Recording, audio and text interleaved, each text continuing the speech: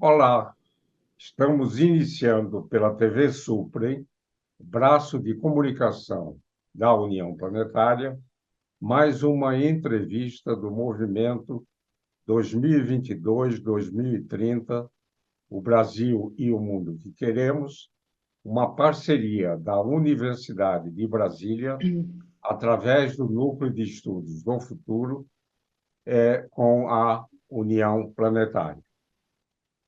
Hoje teremos o privilégio de conversar com a professora Cristine Ruta.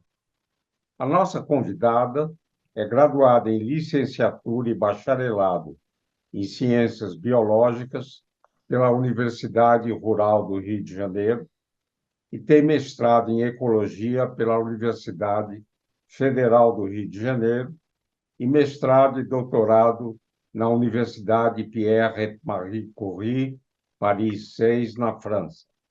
Tem também pós-doutorados na Universidade Federal do Rio de Janeiro e na Universidade Rural do Rio de Janeiro. Foi professora visitante do Instituto Jacques Monod, na França. É professora da Universidade Federal do Rio de Janeiro desde 2007, tendo ocupado cargos importantes. Atualmente é coordenadora do Fórum de Ciência e Cultura da Universidade Federal do Rio de Janeiro. Pesquisa na área de zoologia, principalmente na biologia de anelídeos, e atua também na divulgação científica. Publicou 20 artigos em revistas científicas, 5 capítulos de livros e 3 livros. Recebeu inúmeros prêmios e homenagens pelo melhor trabalho e menções honrosas em eventos científicos. Muito obrigado, professora Cristine Ruta, por ter aceito ao nosso convite. Na minha primeira indagação, pediria para que revisitasse sua infância e juventude, sua formação básica e universitária e os caminhos que a levaram a ser uma importante professora e pesquisadora. Por favor. Muito obrigada pelo convite, estou extremamente honrada, muito feliz em poder participar desse evento da TV Supre, de todo o movimento que vem sendo liderado aí pelo professor Isaac. Eu fiquei refletindo no momento que o professor estava fazendo a pergunta, né, sobre essa questão de revisitar, né, e em qual momento foi definido o nosso percurso como profissional. Eu posso dividir a minha vida em dois grandes momentos, em duas grandes etapas que se dividem mais ou menos dos 0 anos de idade até os 20 anos e depois dos 20 até os 40 anos. Por que eu divido em duas etapas? Porque são etapas que sofreram impacto relacionado à economia do nosso país e também em relação à minha própria família, né? Então, assim, a primeira fase da minha vida é uma fase que eu considero muito estável, muito equilibrada, né? Nós nunca fomos, fui de uma família rica, né? Tão menos de classe média, mas nós tínhamos, vamos dizer assim, todas as condições apropriadas para a educação, saúde, moradia. E na segunda etapa, a minha vida ela tem uma reviravolta, principalmente por questões da economia brasileira, e isso tem um impacto na minha família e na minha formação. Eu sou filha de imigrantes franceses, eles vieram ao Brasil impulsionados pelos seus amigos libaneses, sírios, alemães, que não queriam vivenciar uma terceira guerra mundial na Europa, e assim os meus avós paternos, eles também migraram para o Brasil, para a região sul-fluminense, uma região do Vale do Café, aqui do Rio de Janeiro, e eles vieram atrás de emprego, trabalharam em locais relacionados que tinha uma interação com a siderúrgica nacional nos anos 50. Meu avô era caminhoneiro. E, na sequência, o meu pai, ele foi trabalhar na usina nuclear nos anos 70. É, então, eu nasci em Barra Mansa e cresci durante toda a minha infância e a minha juventude, eu cresci em Angra dos Reis, mais especificamente na Vila Residencial de Praia Brava, Vila dos Trabalhadores da usina nuclear, que ali se instalaram nos primeiros anos. Eu via numa espécie de redoma, era uma escola pública, então, na minha turma, por exemplo, nós tínhamos desde a filha do presidente da usina nuclear até o filho do motorista do presidente da usina nuclear. E pessoas como eu, que eram filhas dos peões, assim, a gente chamava os peões trabalhadores da usina nuclear. Então, assim, todos frequentavam o mesmo clube, a mesma igreja, o mesmo supermercado, era só um. Né? Eu trago aí um momento de Angra dos Reis que muitos brasileiros imagino que conheçam ou sonham em conhecer Angra dos Reis, mas que era ainda muito preservado, porque imagina, a BR-101, que ligava Santos, né, ao Rio de Janeiro, só é concluída nos idos dos anos 70. Então, quando eu chego lá em 74, bem pequititinha, com uns 4, 5 anos, eu vivencio ao longo de toda a minha infância, a minha juventude, uma Angra dos Reis muito protegida ainda, muito vistosa, né? Com a Mata Atlântica literalmente ainda beijando o mar. Né? Hoje em dia ela ainda é pujante a natureza nessa região, mas nos anos 70 e 80 era ainda mais. Meu pai era um grande amante da natureza e foi com ele que eu fiz meus primeiros passos em direção à bióloga marinha que um dia eu me tornaria. Papai era mergulhador, então nós mergulhávamos nas águas de Angra dos Reis. Papai era um grande entusiasta da Mata Atlântica, então visitávamos, né, a mata, né, percorríamos a mata, e com o papai que eu aprendi a ter esse olhar voltado para a natureza. Né? Então, assim, no decorrer da minha infância e da juventude, eu vivi essa vida aí bucólica na Costa Verde do Rio de Janeiro. Eu desejo, desde os 9 anos de idade, ser bióloga marinha, né? Essa idade ela é muito marcada, e assim me torno bióloga marinha aos 18 anos. Eu ingresso na universidade e tenho uma nova inspiração, que é o Jacques Cousteau. Jacques Cousteau, nos anos 80, visitou a nossa floresta amazônica, os nossos rios amazônicos, fez as primeiras imagens subaquáticas do Rio Amazonas, do boto cor-de-rosa. Quem vivenciou isso sabe do que eu estou falando. Quem não vivenciou, recomendo muito percorrer o YouTube para tentar resgatar e ver esses vídeos. É um momento muito impactante para nós brasileiros, a visita do Calypso Jacques Cousteau e sua equipe na floresta amazônica.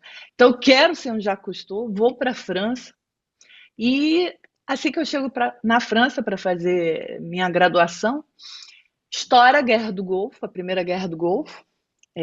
O Collor assume aqui, né, a presidência da República no Brasil. As poupanças, quem também é jovem e não conhece ou não se recorda das aulas de história, recomendo ver o impacto que teve na vida, né, dos cidadãos aí, né, da classe média, da classe mais desfavorecida. Então, as poupanças são confiscadas, todas as economias dos brasileiros trabalhadores são confiscadas, e eu retorno. Eu abandono o meu sonho de ser bióloga marinha na França e seguir os passos de Jacques Cousteau e retorno para ajudar a minha família, que estava totalmente desestruturada. Meus pais se separaram, Minha mãe, ela foi viver numa zona periférica, extremamente humilde, na região de Barra Mansa, desempregada, desassistida, né? E eu retorno para ajudar os meus pais. Meu pai também, sem emprego, um impacto bem grande na vida de diversos brasileiros, e eu sou só mais uma. E tive que repensar como que eu iria continuar com aquela minha determinação de ser bióloga. Então, apesar da extrema pobreza que a gente se viu, de repente, meus pais sempre me incentivaram a seguir em frente e tentar ser bióloga mesmo assim. Não pude, né, realizar o sonho de ser bióloga marinha na melhor das universidades, ou a universidade que naquela época já chamava atenção pela sua, pela sua tradição em biologia marinha, que era o UFRJ. Né? Eu não podia, eu não tinha condições financeiras para viver na capital, então eu escolhi a Rural, uma universidade pública, de qualidade, né? É a Universidade Federal Rural do Rio de Janeiro, que muitas regiões têm as rurais. Lá eu tinha alojamento, lá eu tinha o refeitório, né, o restaurante universitário, e era perto de Barra Mansa. Então, com isso tudo, eu remodelei um pouco os meus caminhos e fui cursar a Universidade Rural do Rio de Janeiro. E a vida seguiu os seus passos. Depois eu faria o mestrado na UFRJ, conseguiria fazer o UFRJ. Eram anos muito difíceis ainda, estávamos sob Fernando Henrique, né? Então, assim, havia uma limitação gigante de bolsas ainda. E é nessa época, entre a graduação e o mestrado, que eu determino que eu vou estudar os anelídeos poliquetas, que eu, né, pretendo aqui abordar um pouquinho sobre eles depois. Apesar de eu não ter feito a minha graduação na França, eu vou cursar o meu doutorado na França. Consigo cursar meu doutorado e hoje em dia eu tenho inúmeras colaborações com a França, entre outros países. Então, apesar dos pesares, né, apesar dessa mudança, né, nessa direção da minha vida, né, e de eu não ter seguido os passos que eu tinha delineado, mesmo assim eu consegui chegar até o meu objetivo de ser uma bióloga marinha, uma professora, né? É isso. E eu ingresso como professora, o Isaac, em 2006, em Macaé, né? Um outro capítulo da minha vida, onde eu começo a trabalhar, né, como professora junto aos meus organismos que eu estudo desde os 22 anos, né, desde a graduação. Um pouco isso a minha história de vida, assim.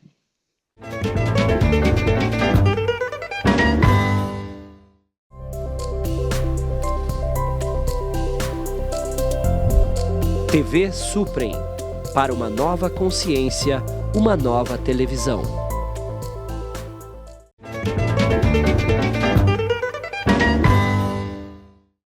Muito bom, professor. Nós vamos deixar o relato das suas pesquisas para os anelídeos para uma outra oportunidade. Eu gostaria de perguntar se poderia relatar o projeto que desenvolveu na melhoria do ensino em escolas públicas do Rio de Janeiro. Sim, com certeza, com certeza. Então, assim, pela minha história de vida, vocês observaram que eu sempre estive relacionada sempre tive uma educação que foi relacionada ao ensino público gratuito, de qualidade. Então, quando eu me torno professora, e eu continuo a estudar os anelídeos poliquetas, que muitas pessoas não sabem o que é, eu sou imediatamente atraída pela divulgação científica, pela tradução do conhecimento, pela extensão universitária, porque eu tenho muita dificuldade em explicar, até hoje, né, para os leigos, qual a importância e o que é o estudo junto aos anelídeos poliquetas. Então, quando eu me torno professora, imediatamente a extensão universitária ela estava começando a se estabelecer institucionalmente no nosso país, né? Ela já existia, mas há uma reviravolta na extensão universitária, ela começa a realmente ter um caráter institucional, com bolsas, com editais, com eventos, CNPq reconhecendo, inclusive inserindo no nosso Lattes, né? Agora a gente tem a parte da divulgação científica, da extensão universitária. E grandes projetos na vida, muitas vezes eles precisam de muito fomento, grandes projetos na nossas vidas, às vezes eles precisam de ideias mirabolantes. E eu diria que os grandes projetos da minha vida, eles aconteceram também por conta de grandes amizades, grandes fraternidades.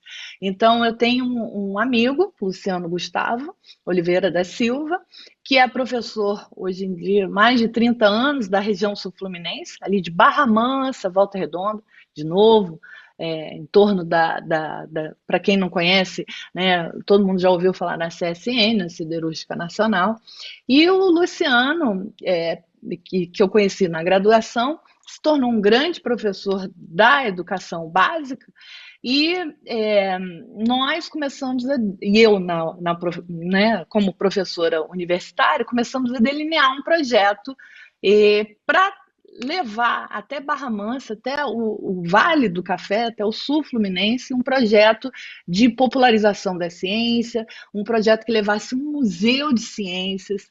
Vejam, estamos falando de uma região, porque o pessoal às vezes acha que a região sudeste é mais desenvolvida, a região sudeste tem mais universidades. Sim, nós realmente temos.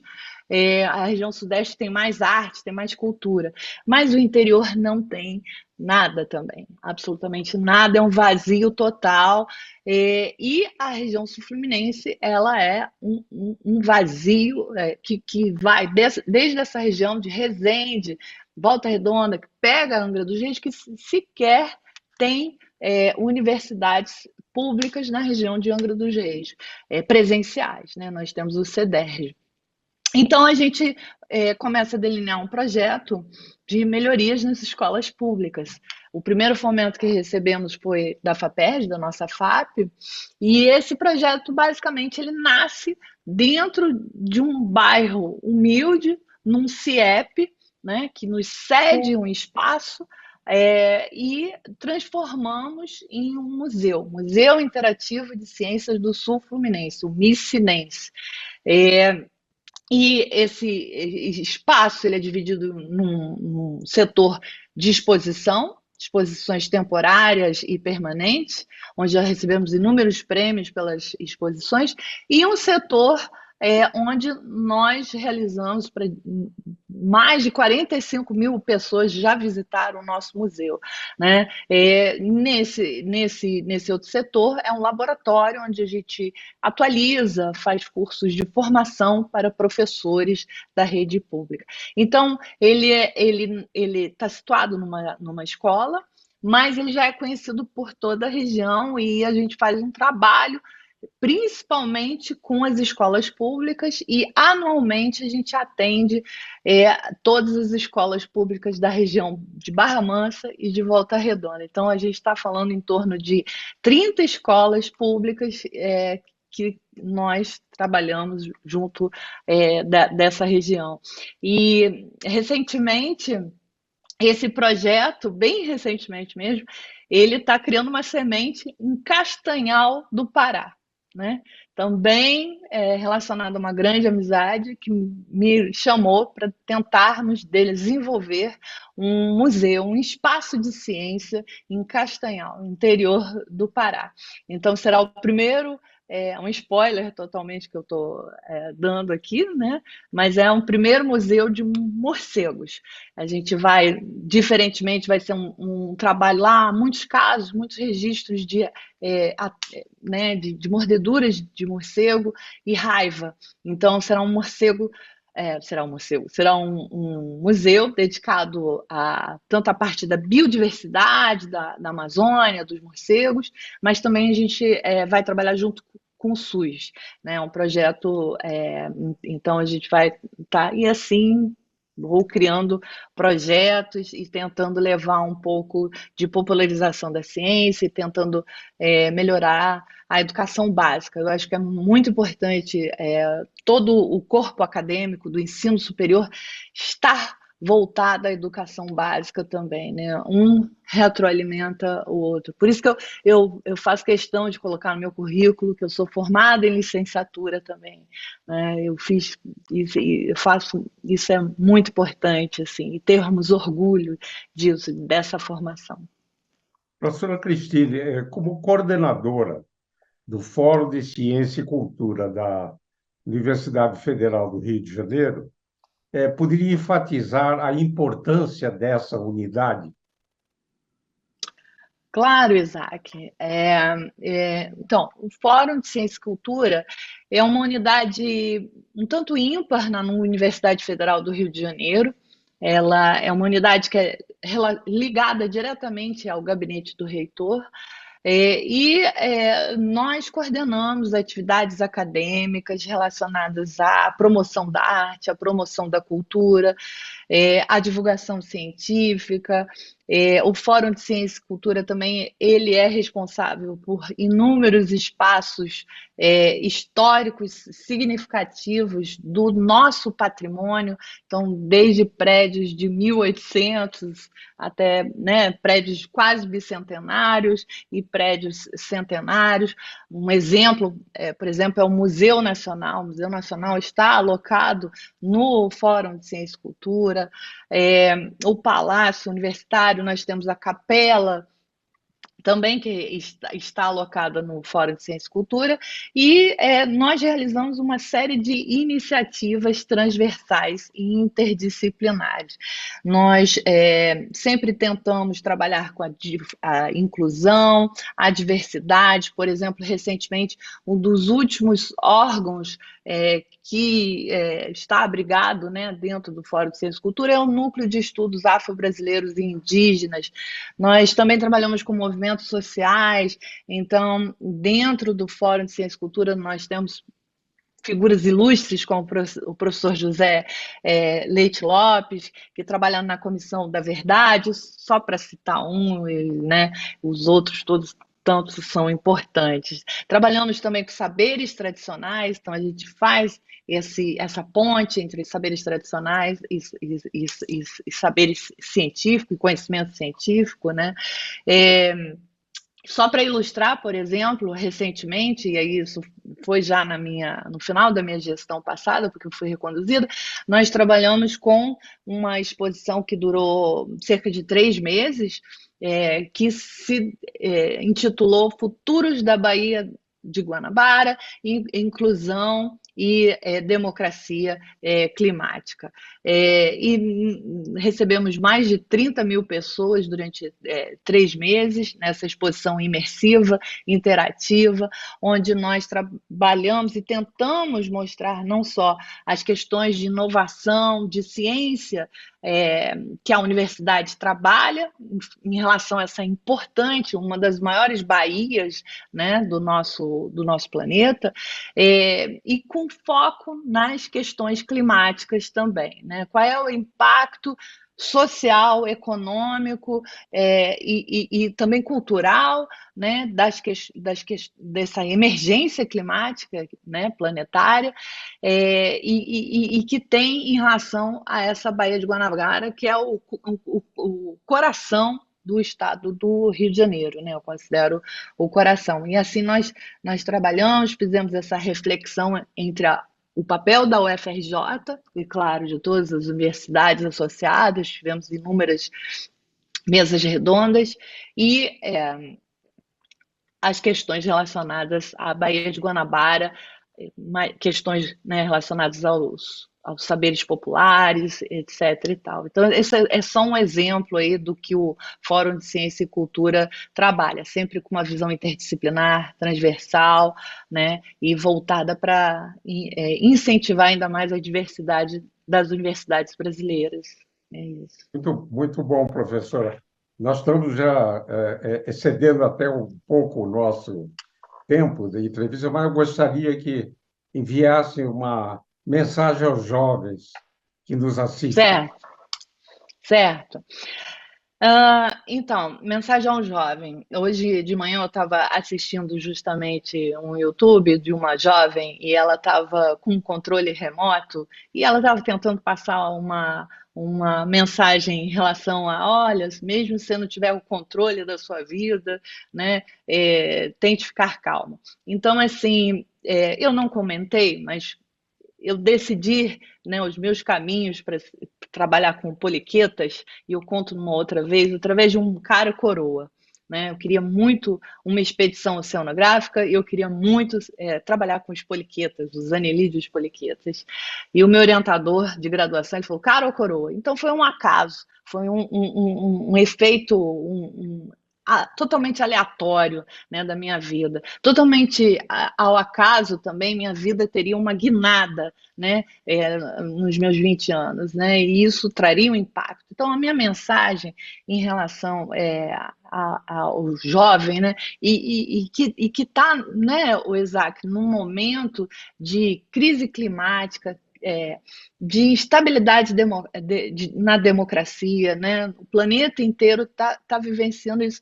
E o jovem, ao mesmo tempo, da nossa, né, agora, né, o jovem atual, ele está muito com esse efeito imediatista, né? Tudo tem que ser rápido, tudo tem que ser, né, ágil na velocidade de um TikTok, né? A velocidade do TikTok, né?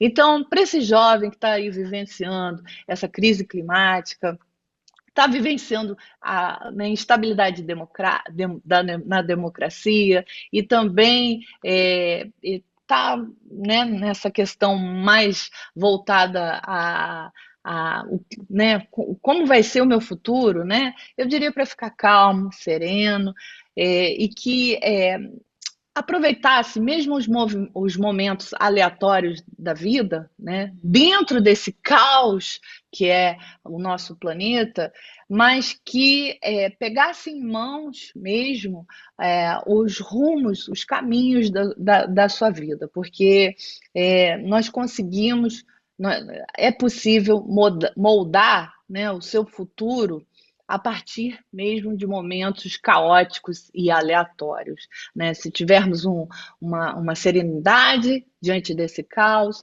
se tivermos uma visão que a partir dessa aleatoriedade a gente consegue sim dar um rumo, né? E com uma esperança no coração, né? O mundo ele pode ser o seu mundo individual e o mundo também global, ele pode receber essa mudança aí, acredite. Muito bom, professora Cristine. Gostaria de Obrigada. enfatizar alguns pontos dessa nossa conversa, né? O primeiro é quando relatou que, em Angra dos Reis, né, o filho do presidente estudava na mesma escola dos trabalhadores, né, que é uma tese do educador Cristóvão Buarque, né, filhos de ricos e pobres na mesma escola, né. Uma outra,